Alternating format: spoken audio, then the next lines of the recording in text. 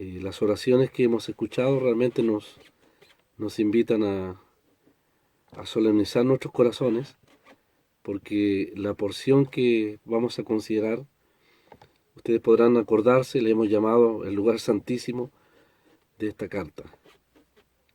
Vamos a leerlo en el capítulo 2, verso 5. Capítulo 2, verso 5.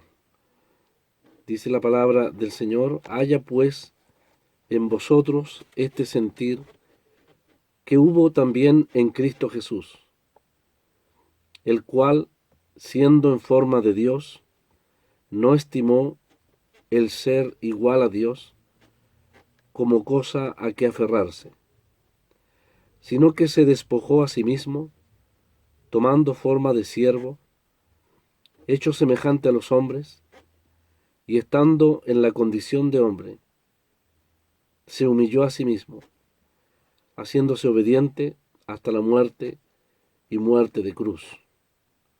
Por lo cual Dios también le exaltó hasta lo sumo, y le dio un nombre que es sobre todo nombre, para que en el nombre de Jesús se doble toda rodilla, de los que están en los cielos y en la tierra, y debajo de la tierra, y toda lengua confiese que Jesucristo es el Señor, para gloria de Dios Padre.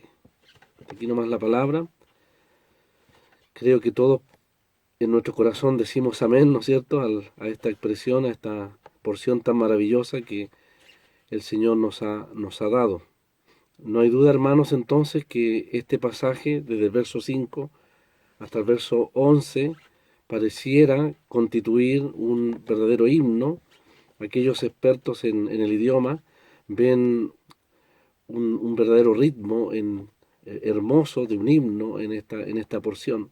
Es posible que haya sido un himno de la iglesia, en los primeros siglos de la iglesia, pero si no es así, es un himno del Espíritu Santo que exalta o presenta en primer lugar la profundidad de la humillación del Señor, y en segundo lugar exalta o nos presenta la exaltación sobre todo nombre de la persona del Señor Jesús. Hemos venido pensando en lo que el apóstol Pablo nos ha dejado ahí en el capítulo 2, al considerar lo que él ha llamado la exhortación a la iglesia, ahí en el capítulo 2, cuando él les ha dicho, les ha rogado que tengan el mismo, que sientan lo mismo, que tengan el mismo amor, que sean unánimes, sintiendo una misma cosa. Y ahora el apóstol entonces, con la dirección del Espíritu Santo, va a desplegar de una manera maravillosa, sin que él se lo haya propuesto, de una manera incidental, como algo que solamente el Espíritu Santo puede hacer, despliega de una manera maravillosa una de las verdades profundas y gloriosas de la palabra de Dios. Aquí el apóstol nos va a recordar y va a presentar frente a nosotros el hecho de que el Señor Jesús, solo el Señor Jesús, es el ejemplo supremo de uno que no buscó lo suyo propio, sino que uno que se humilló en sacrificio por amor a todos. Él se humilló y estuvo dispuesto a renunciar a todos sus privilegios, a todos los derechos, por el bien de los otros. Y esos otros somos claramente los creyentes que hemos sido redimidos, que le hemos conocido, que Él también nos ha conocido, nos ha llamado al conocimiento de la bendita palabra de Dios. Desde el verso 5, hermanos, hasta el verso 8, vemos que todos los pasos de la humillación los hace el Señor. Él claramente, Él da todos los pasos de su humillación, de su descenso, hasta las profundidades insondables, realmente, que nos lleva esta escritura, desde la gloria, desde la excelsa gloria, hasta las profundidades insondables, para nosotros como hombres quizás, no para el Señor, de la muerte, aún de la muerte, dice, de la muerte de cruz.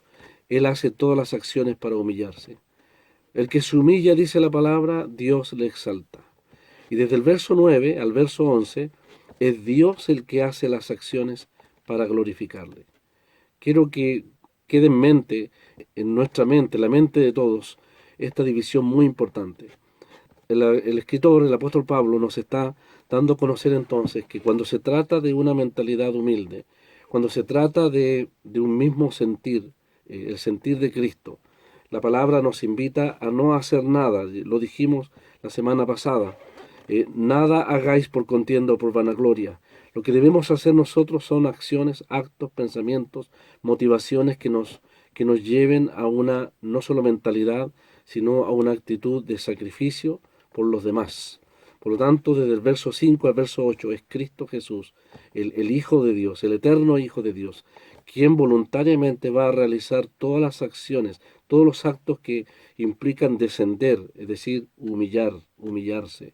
Al contrario de la naturaleza humana, y al contrario de lo que el apóstol nos ha exhortado en el capítulo, en los versos anteriores, de que nosotros catapultamos, nos esforzamos, hacemos todas las acciones, a veces lamentablemente aún en la obra del Señor, para proyectarnos, para buscar una excelencia, a lo mejor una autoimportancia, un reconocimiento, el reconocimiento de los hombres quizás, implícitamente, no lo declaramos abiertamente, pero Dios conoce lo que hay en nuestros corazones.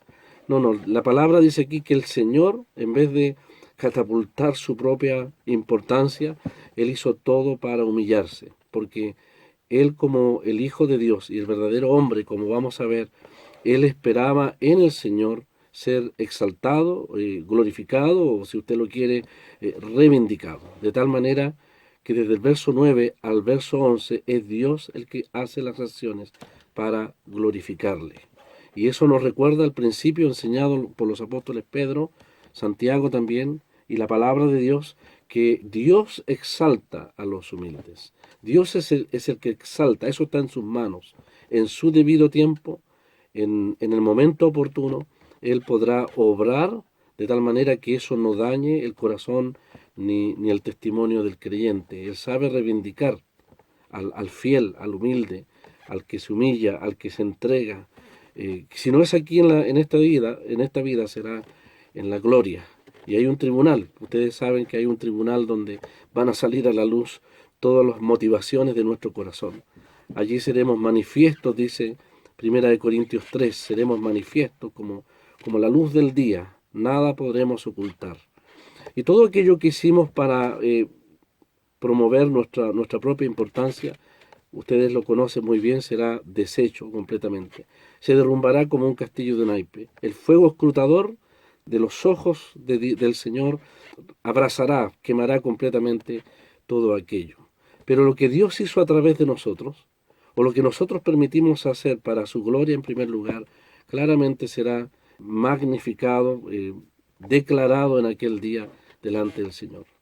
Así que hermanos, si por la pobreza o la incapacidad del que habla no podemos entender quizás plenamente o profundamente esta porción, por lo menos ya la división natural que el Espíritu Santo ha puesto de este pasaje nos enseña esta importante y gran verdad.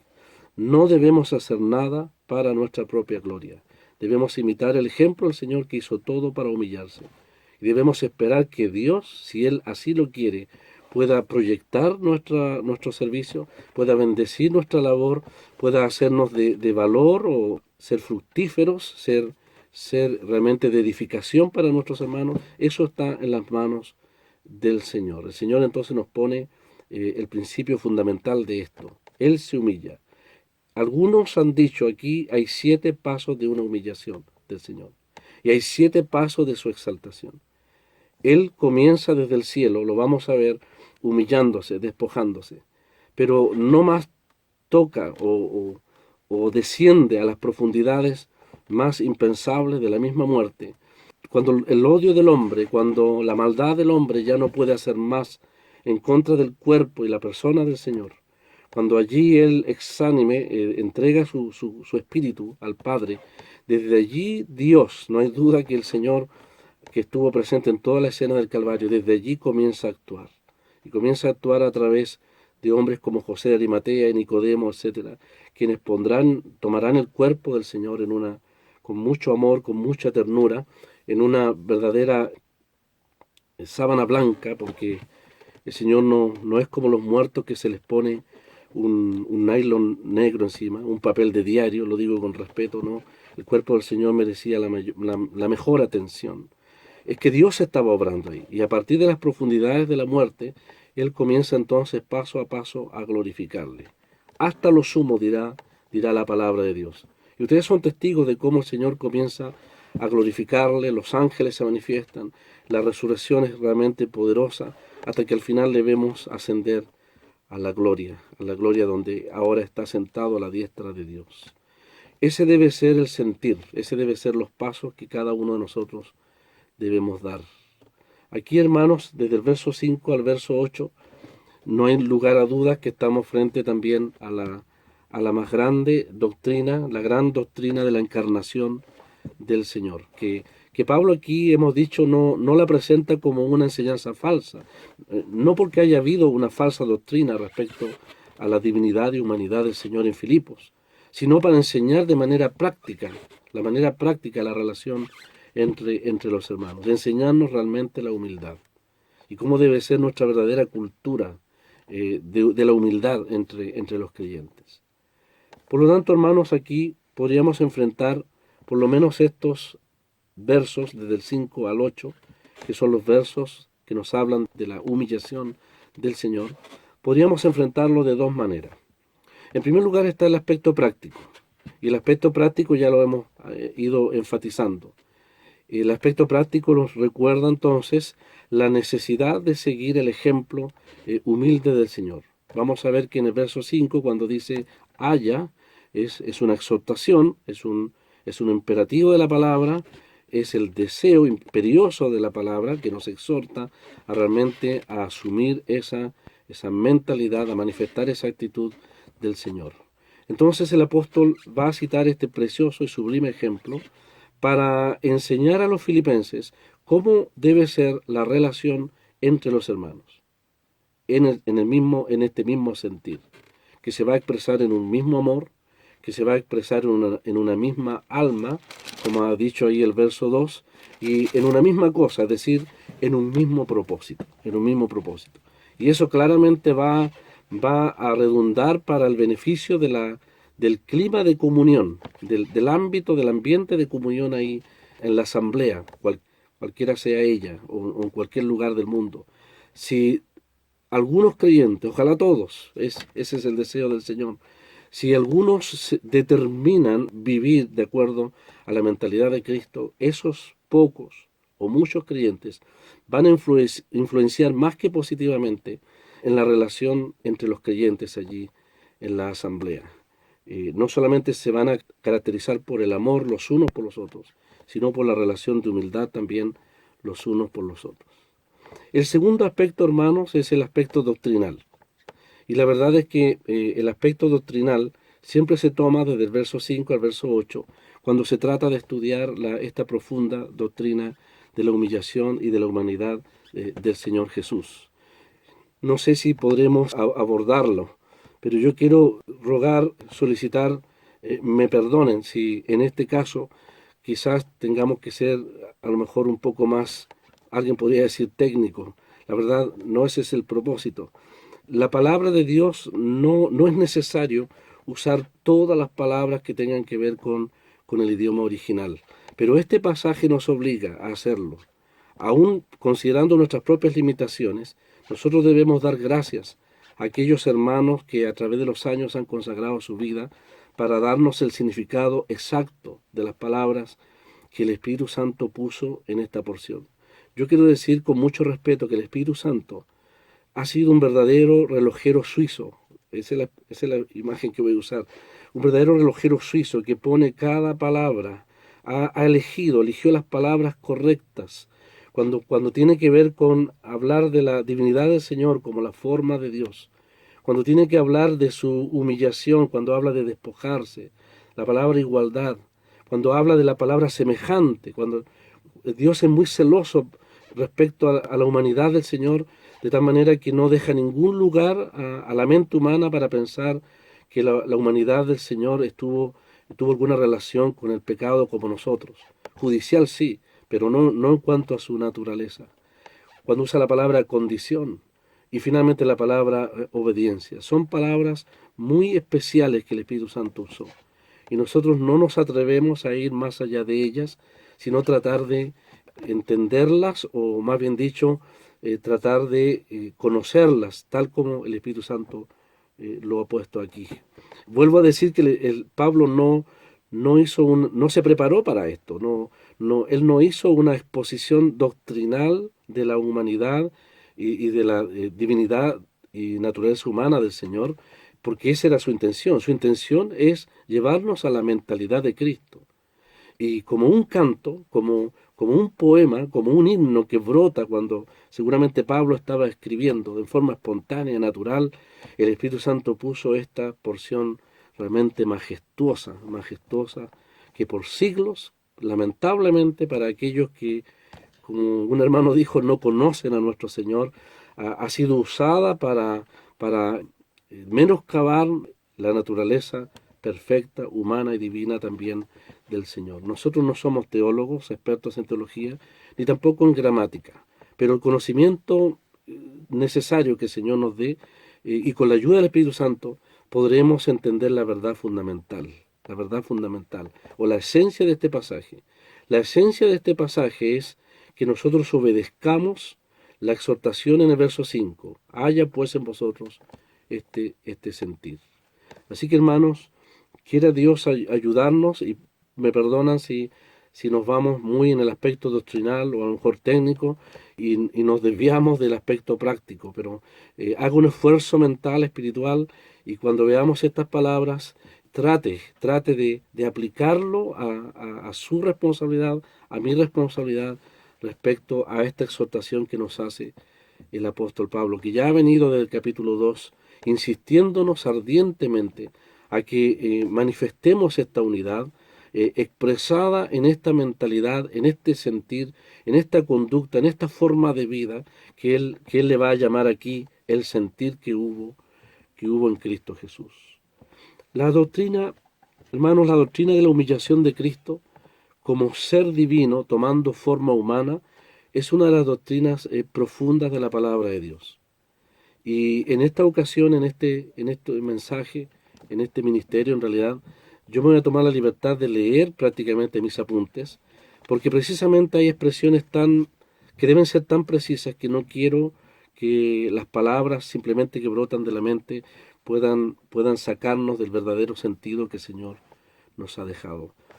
Creo que hay mucha porción donde alguien podría decir homiléticamente, ¿no es cierto? Uno podría presentar un mensaje, un pensamiento, sin lugar a dudas que el Señor podría usar, pero aquí quiero remitirme a los apuntes, así que es posible que los lea la gran mayoría de ellos, para poder expresar o dar a conocer lo que con mucho ejercicio delante del Señor he tratado de aprender. A veces, a veces somos como aquellos animales o aves, ¿no es cierto?, que procesan su alimento para darlo a los pequeños, ya preparado, a los pequeños. En la naturaleza, la madre, el ave madre, ¿no es cierto?, da el alimento ya preparado para sus pequeños, lo que puede digerir. Y lo que hemos podido digerir delante del Señor es lo que quisiéramos también compartir en esta tarde. Entonces, reconocemos nuestra limitación teológica, reconocemos nuestras limitaciones gramaticales, pero entendemos que el Espíritu Santo, cual divino Maestro, puede hacer entender al más sencillo e iletrado creyente en el mundo aún esta verdad tan sublime de la palabra de Dios. Lo voy a decir con mucho respeto y sin menospreciar a aquellos hermanos a través del mundo que han procurado ahondar en los grandes temas doctrinales, teológicos de la palabra de Dios. Pero quiero decirles que el más eminente teólogo de una universidad, frente al más sencillo campesino en una granja, ¿cuál puede ser la diferencia? En que a lo mejor el primero puede involucrar mucho tiempo en los aspectos mentales y doctrinales.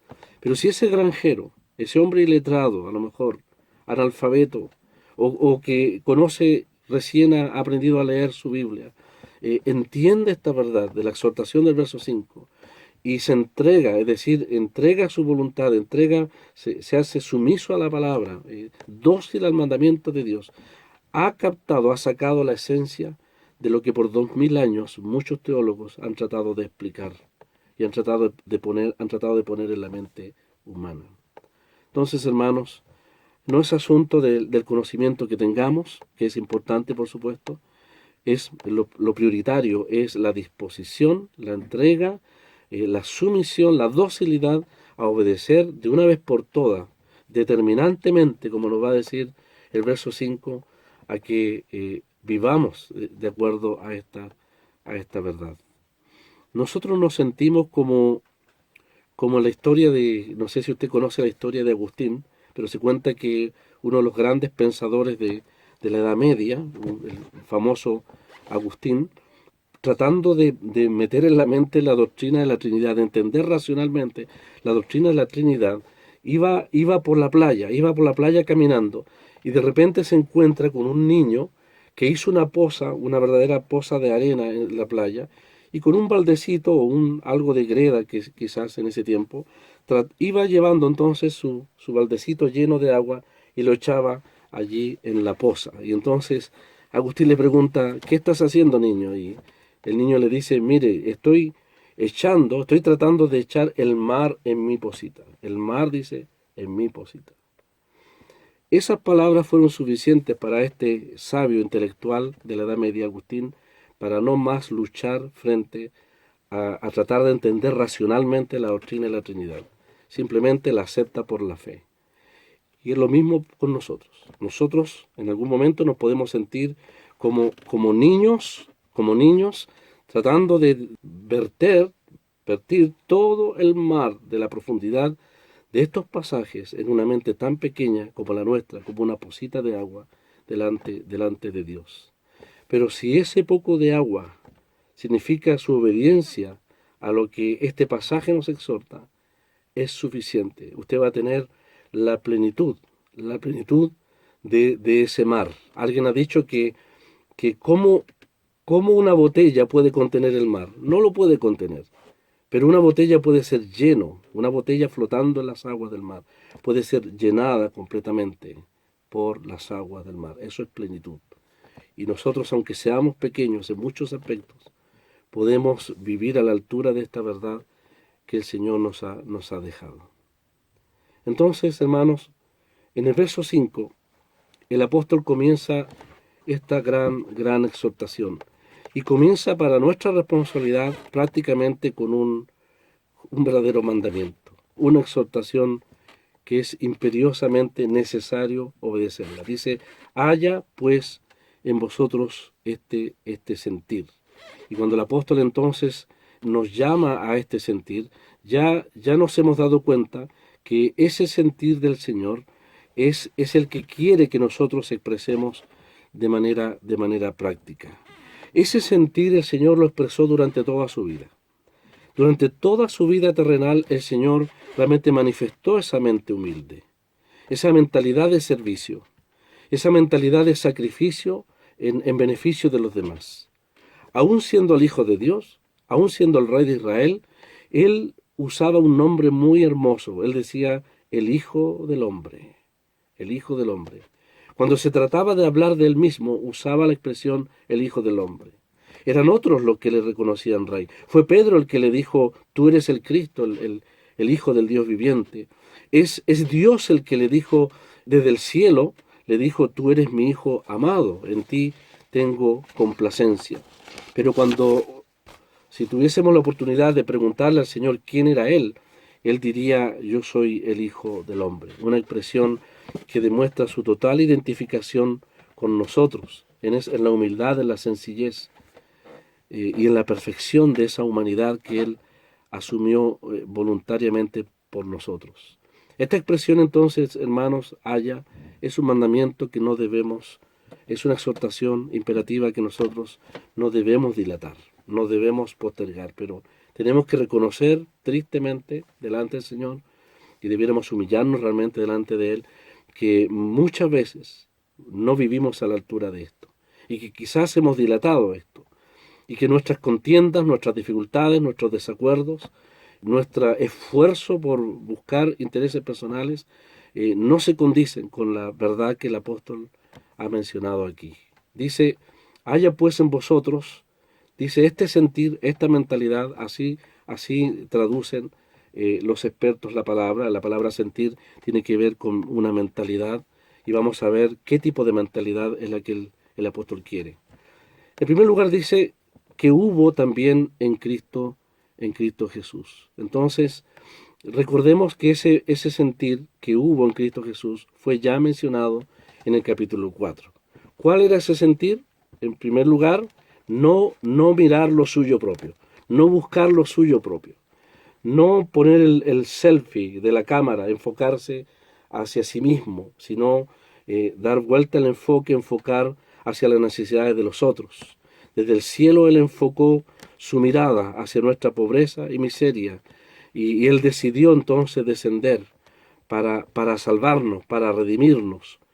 Y vamos a ver que el costo de la humillación que Él tuvo que asumir fue tan grande, pero Él no paró, no reparó en asumir aún los costos más grandes y profundos en cuanto a humillación y sufrimiento, porque él no estaba enfocado en sí mismo en el cielo, sino que Él puso la mirada hacia los siglos futuros, hacia la necesidad apremiante de nuestra redención y también de nuestra salvación.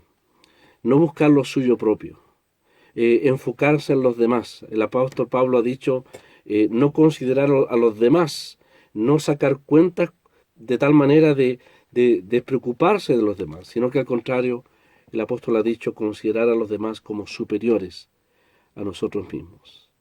Entonces, hermanos, este sentir se expresa de una manera maravillosa en dos actos que el Señor realiza. En primer lugar, dice ahí el verso 6, perdón, verso 7, dice, se despojó a sí mismo. Y lo vamos a ver quizá con más detalle. En primer lugar, entonces, Él se despoja a sí mismo. Siendo Dios, toma forma de siervo. Toma forma de siervo. Al asumir la forma de siervo, él asume una condición de humildad, siendo Dios, forma de Dios. Vamos a explicar después esa palabra. Siendo en forma de Dios, toma forma de siervo, se despoja para tomar forma de siervo. En otras palabras, en primer lugar, Él asume una condición humilde. Y cuando nosotros vemos los evangelios, Él nace en un pesebre humilde, en una familia humilde. No hubo una recepción oficial en Jerusalén para su nacimiento. No hubo un funeral digno en su muerte. Toda su vida fue la expresión de una condición humilde. Por lo tanto, cuando se despoja para tomar forma de siervo, y en otras palabras, una condición entonces humilde. Pero luego dice la palabra, adelantándonos un poco, dice que se humilló a sí mismo. Mire el verso 8, y estando en la condición de hombre, se humilló a sí mismo hasta la muerte, y muerte de cruz, y muerte de cruz. Eso significa entonces que Él realiza un acto de sacrificio por los otros. Estos dos actos podemos resumirlos en el siguiente, si me lo permiten, un verdadero bosquejo. El bosquejo o el esquema del sentir de Cristo. Lo vuelvo a repetir. Dos veces dice, en primer lugar dice, se despoja a sí mismo. Es muy importante esa palabra, a sí mismo. Luego se humilla a sí mismo. Así que si tuviésemos que buscar una división natural de esta porción, es el mismo Espíritu Santo que nos pone y nos repite esta palabra tan importante de la propia decisión, de la propia voluntad del Señor, cuando dice que en primer lugar se despoja a sí mismo y como resultado ocurren tres cosas simultáneas realmente impresionantes, realmente maravillosas, incomprensibles para nuestra mente, pero que las aceptamos por la fe y por las cuales también adoramos al Señor por la fe. Al despojarse a sí mismo, toma forma de siervo, se hace semejante a los hombres y asume la condición de hombre. Estos tres actos simultáneos que ocurrieron en el momento que Él se despoja, podemos abarcarlos en una sola verdad. Él asume una mentalidad humilde, su mentalidad humilde le hace asumir una condición humilde, la del Señor. Ese es el primer acto. Lo segundo, estando ya en condición de hombre, como hombre que en la tierra, nuevamente dice, se humilla a sí mismo. Y aquí la profundidad es infinitamente profunda, hasta la muerte, dice, y muerte de cruz. Y esta expresión, se humilla a sí mismo hasta la muerte y muerte de cruz, podríamos resumirla en una sola declaración. Esto es una mentalidad sacrificial. Entonces, tenemos dos acciones de la mente de Cristo, del sentir de Cristo. Aquí están las dos más grandes actitudes que el Señor manifiesta en su propósito, en su sentir. Es la mentalidad humilde y la mentalidad sacrificial del Señor, que están representados en el acto de despojarse a sí mismo para asumir una condición humilde y de humillarse a sí mismo hasta la muerte para expresar la mentalidad de sacrificio sin límites, hasta la muerte, hasta los límites y profundidades de la muerte y muerte de cruz, como dice aquí la palabra. Hermanos, vamos al aspecto práctico, que no nos desviemos en esto tan realmente maravilloso, aunque podríamos quedarnos allí y adorar al Señor por estos dos actos tan maravillosos. Aquí, hermanos, entonces Pablo nos presenta las dos más grandes actitudes que el creyente debe imitar del Señor. Lo vuelvo a repetir. Aquí están las dos más grandes actitudes de la mentalidad de Cristo que el creyente debe imitar de Cristo. Nosotros debemos buscar siempre asumir una no solo condición humilde, propia de la mentalidad humilde, no solo en nuestra vida, sino también en nuestro servicio. Por ejemplo, cuando se habla de los ancianos de las asambleas, se dice que ellos sean sobrios. ¿Sabe usted que un anciano de una asamblea puede ser un hombre millonario? Puede ser un hombre de muchos recursos, pero su actitud, su forma, su manera de vivir es la manera austera de alguien que asume una actitud humilde. Aunque tenga una gran cuenta en el banco, puede expresar una actitud humilde, una actitud, una mentalidad de sencillez, de modestia, de humildad, no de gloria, no de proyectarse a sí mismo, no de proyectar sus éxitos o su triunfo o su victoria en el ámbito secular. El Señor lo tenía todo en el cielo y Él no vino a proyectarnos aquí en el cielo, a la tierra, a proyectar la imagen de un ser glorioso y grandioso. Él en primer lugar vino en una actitud, en una condición humilde para hablar y acercarse a personas más que humildes, personas que eran esclavos, absolutamente condenados eternamente. La gloria del Señor nos hubiese nublado completamente. Su propia gloria, que muchas veces manifestó aquí en la tierra, Él la veló en ese velo de humanidad, de sencillez y humildad, para acercarse a nosotros. Podemos recordar ese maravilloso texto que dice, el cual siendo rico, se hizo pobre. Asumió una condición de pobreza en muchos sentidos, para que vosotros con su pobreza fueseis enriquecidos. Así que si queremos desprender la lección importante de estos versos 5 al 8, que nos hablan de la manera como Él se despoja a sí mismo y como Él se humilla a sí mismo, debemos entonces, y podemos aprender, yo primero, porque lo necesito quizás más que ustedes, que en primer lugar la humildad en la relación los unos con los otros y la vida de sacrificio debe ser lo notable en la relación entre creyentes. Entonces, cuando yo considero a los demás como superiores a mí mismo, estoy actuando con una mentalidad humilde. Y cuando yo me sacrifico no buscando lo mío propio, sino lo de los otros, entonces yo estoy sacrificando mis intereses por el beneficio de los otros. Mentalidad humilde, considerando a los demás superiores, y una actitud de sacrificio, preocupándome completamente, sacrificándome por los intereses de los otros. Esto que el apóstol llama y nos exhorta a manifestar de manera práctica, el Señor lo ha presentado de una manera realmente maravillosa. Lo quiero repetir, porque vamos a entrar quizás en un aspecto más técnico, a pesar de que la hora se ha ido.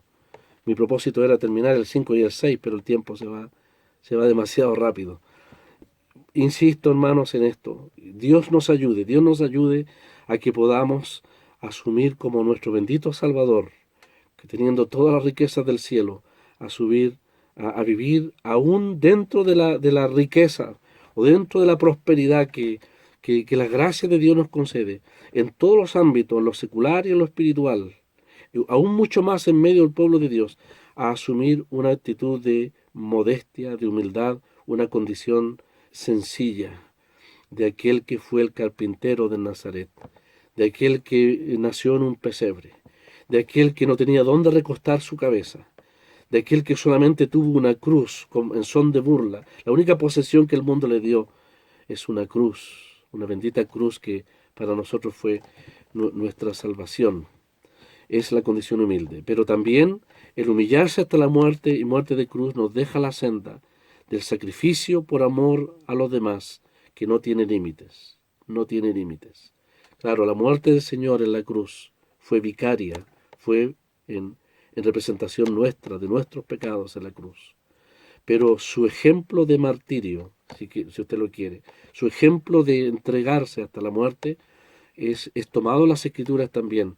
Si él nos amó, dice la Escritura, nosotros le amamos a Él primero porque Él nos amó. Y si Él se entregó por nosotros, también los apóstoles, especialmente Juan, en su carta dice, nosotros debemos también dar la vida por nuestros hermanos, hasta ese límite. No muerte vicaria, pero sí muerte sacrificial en el sentido de entregar la vida por los demás. Esa es la profundidad a lo que nos lleva la palabra de Dios. Dice entonces, el cual siendo en forma de Dios, ahí el verso 6, el cual siendo en forma de Dios, no estimó el ser igual a Dios como cosa a que aferrarse.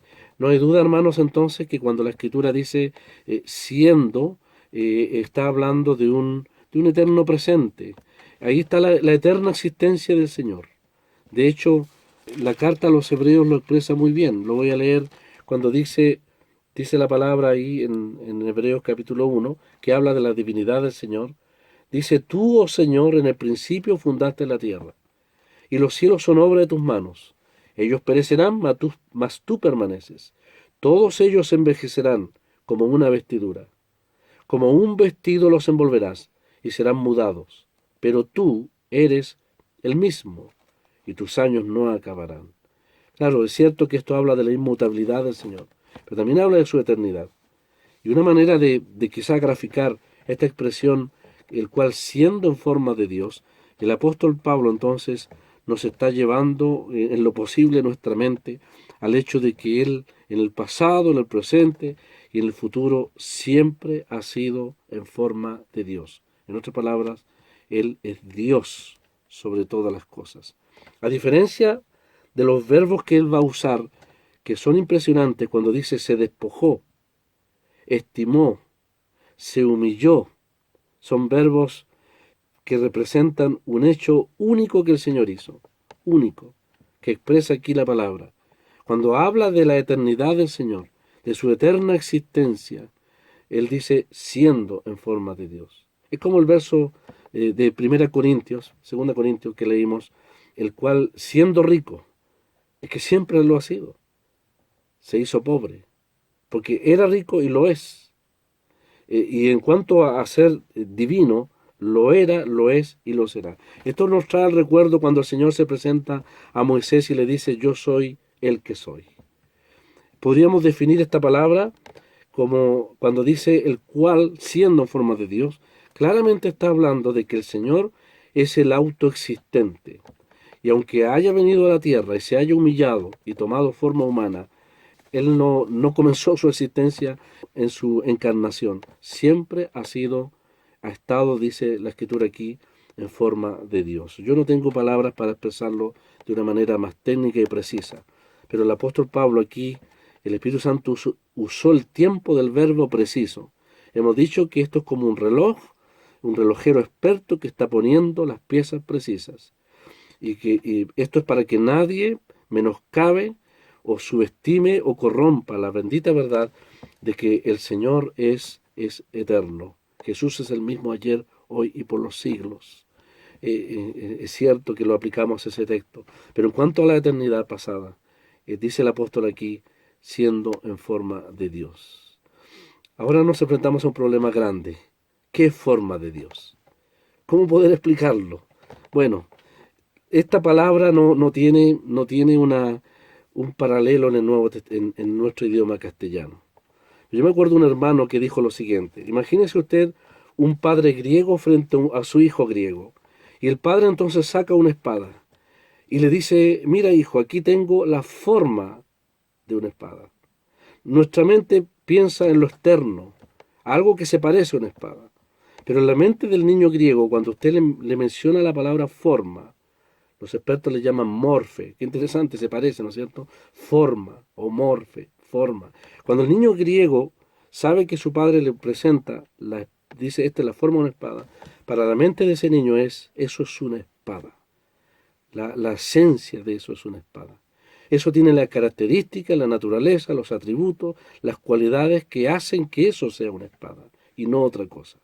Por lo tanto, cuando el apóstol Pablo dice que el Señor es forma de Dios, para él y los filipenses, que eran también griegos en una colonia romana, que tenían la nacionalidad romana, pero que eran griegos por cultura, cuando Pablo usa la palabra forma, para ellos no hay duda que está diciendo que Él es Dios, definitivamente Dios. No está hablando que Él se parece o que tiene las características externas, como en nuestra mentalidad del español. No, la palabra forma aquí tiene que ver habla de su naturaleza y la esencia de Dios.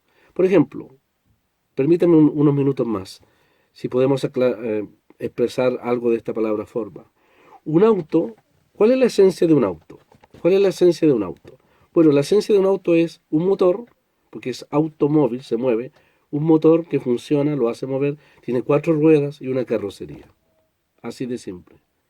Ahora, que usted le dé un modelo, le ponga si es diésel o bencinero, el color, si es de cuero o no es cuero, esos son los atributos, esas son las características del auto que pueden cambiar.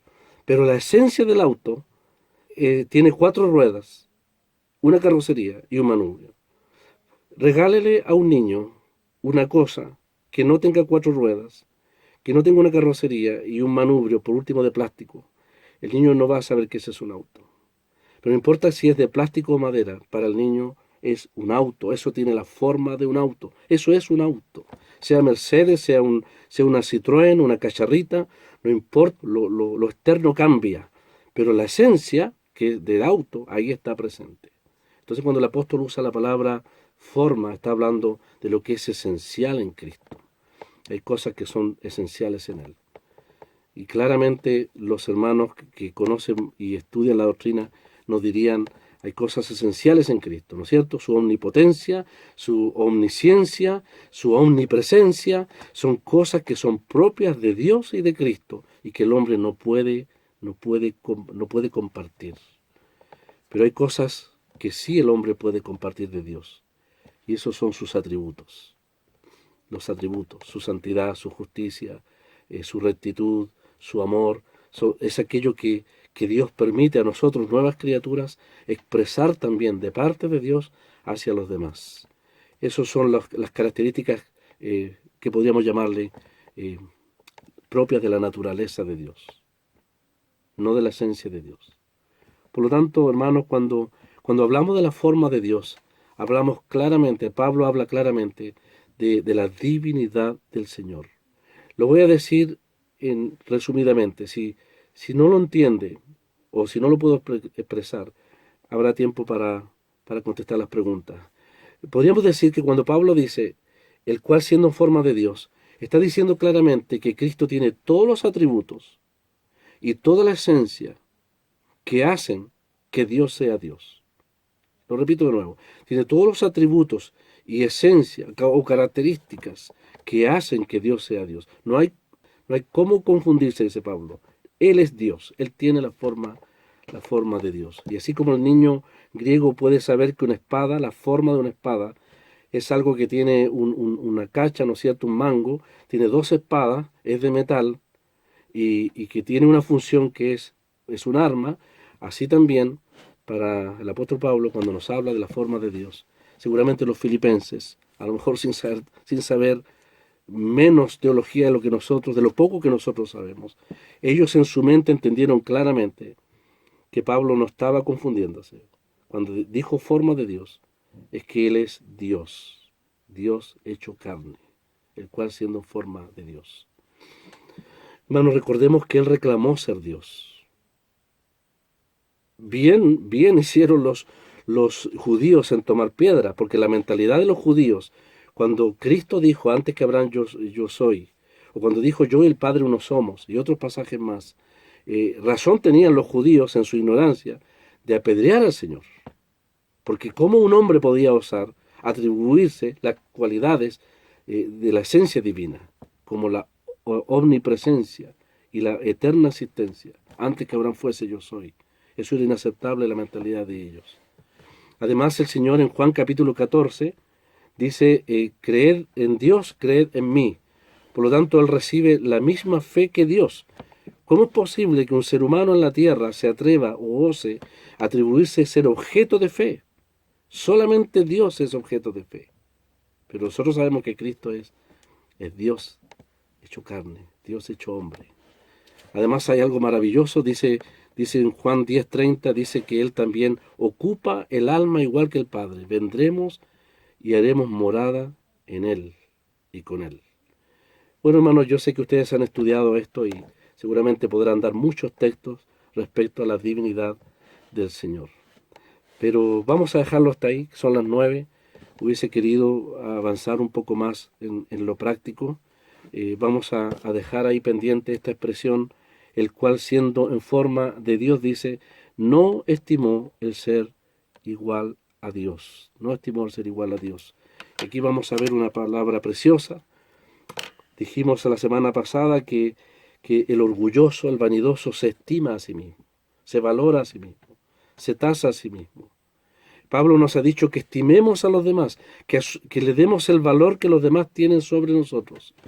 Y va a usar la misma palabra para referirse al hecho de que cuando el Señor en la eternidad pasada, en un momento de la eternidad, Él estimó, Él contó, Él consideró realizar un acto maravilloso, despojarse a sí mismo.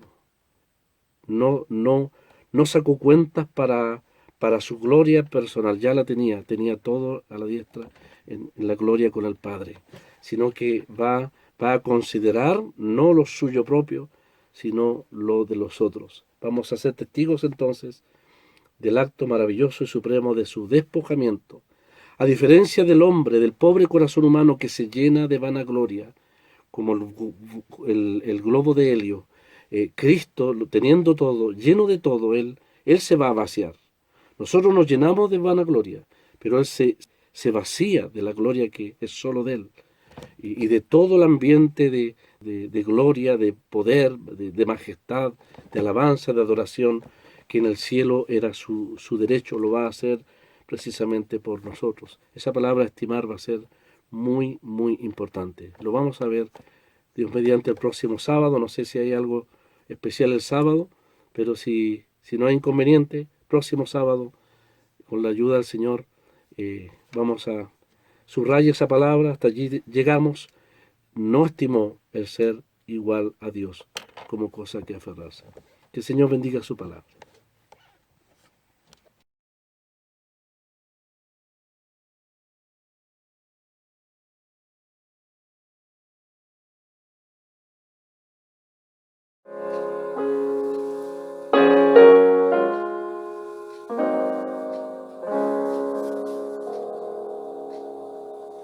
Amigo tengo cuyo amor excede todo mi pensar, más alto que el brillante sol, más hondo que el inmenso mar.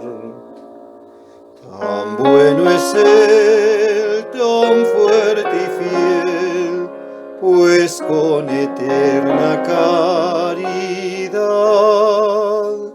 ama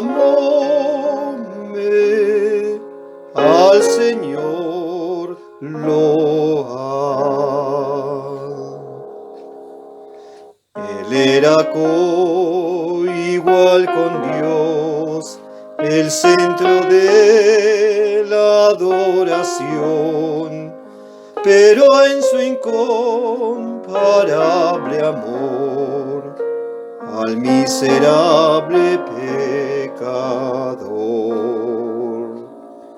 para buscar y rescatar, dejando su celeste hogar, buscóme al Señor loar. Fue solo él su senda aquí, sin simpatía alrededor, y solo el Padre en gloria allí del Hijo supo el amargor. Mas no cedió ni vaciló, y estando yo sumido en mal, hallóme al Señor loar. Llegó el terrible día al fin, en que con triste corazón, en medio de amenazas mil, desamparado ya por Dios, el Salvador por mí murió, y así sufriendo en mi lugar, salvóme al Señor loar.